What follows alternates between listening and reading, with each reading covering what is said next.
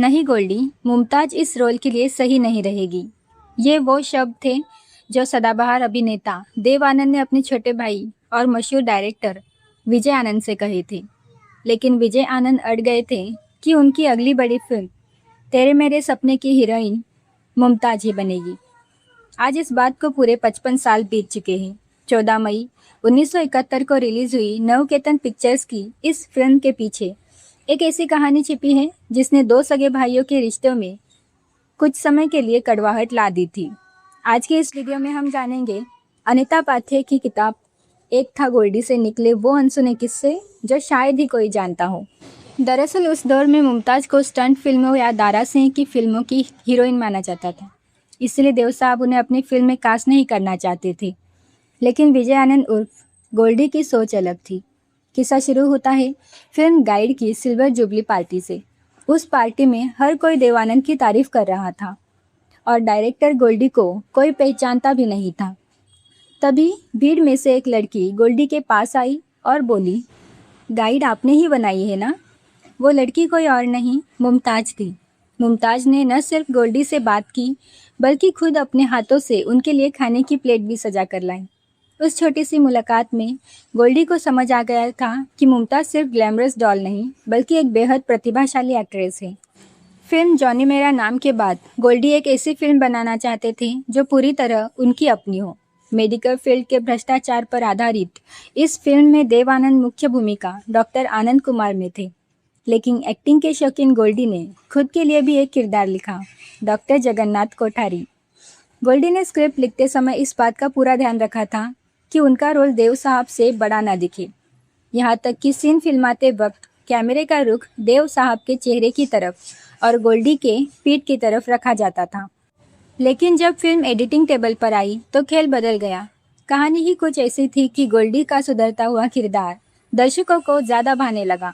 Set पर जब सब गोल्डी की एक्टिंग की तारीफ करने लगे तो देव साहब का ईगो हर्ट हो गया। नाराज़गी इतनी बढ़ी कि देव साहब बिना बताए 2 दिनों तक शूटिंग पर ही नहीं आए। अपने देव पापा गोल्डी प्यार से देव आनंद को यही बुलाते थे। उनकी इस नाराज़गी से गोल्डी अंदर तक टूट गए थे। लेकिन फिल्म आधी से ज़्यादा बन चुकी थी, इसीलिए वो मजबूर थे। यहाँ तक कि एक गाना था जो वो खुद पर फिल्माना चाहते थे।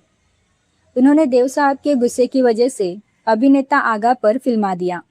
इस फिल्म से जुड़ा एक और रोचक वाकया है हेमा मालिनी का।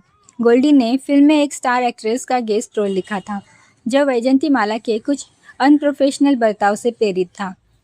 गोल्डी के कहने पर हेमा मालिनी बिना पैसों की बात किए दोस्ती के नाते काम करने को तैयार हो गई।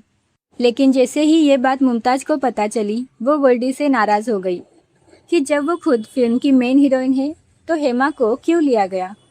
तब गोल्डी ने बेहद कड़े शब्दों में मुमताज से कहा था कि फिल्म की कास्टिंग से उनका कोई लेना देना नहीं होना चाहिए क्योंकि कहानी की मांग के हिसाब से हेमा को लिया गया है। हालांकि जब फिल्म रिलीज हुई तो देव साहब का डर सच साबित हुआ और फिल्म बॉक्स ऑफिस पर फ्लॉप हो गई। कुछ क्रिटिक्स ने तो गोल्डी पर सिटाडेल उपन्यास से कहानी चुराने का आरोप भी लगाया, जिसे गोल्डी ने सिरे से खारिज कर दिया। लेकिन क्रिटिक्स ने गोल्डी की एक्टिंग की जमकर तारीफ की। इस तारीफ से देव पापा कहीं और नाराज़ ना हो जाए, इस डर से गोल्डी कई दिनों तक उनसे मुंह छिपाते रहे।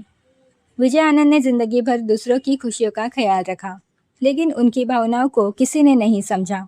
इसका मलाल उन्हें हमेशा रहा। भले ही ये फिल्म फ्लॉप रही हो, लेकिन पति पत्नी के पवित्र और नाजुक रिश्ते को पर्दे पर जितनी खूबसूरत ढंग से गोल्डी ने यहाँ दिखाया, वो आज भी सिनेमा के छात्रों के लिए एक मिसाल है। तो दोस्तों, ये थी नवकेतन फिल्म्स की तेरे मेरे सपने से जुड़ी वो अनसुनी दास्तां, जिसने पर्दे के पीछे कई रिश्ते बदलते देखे।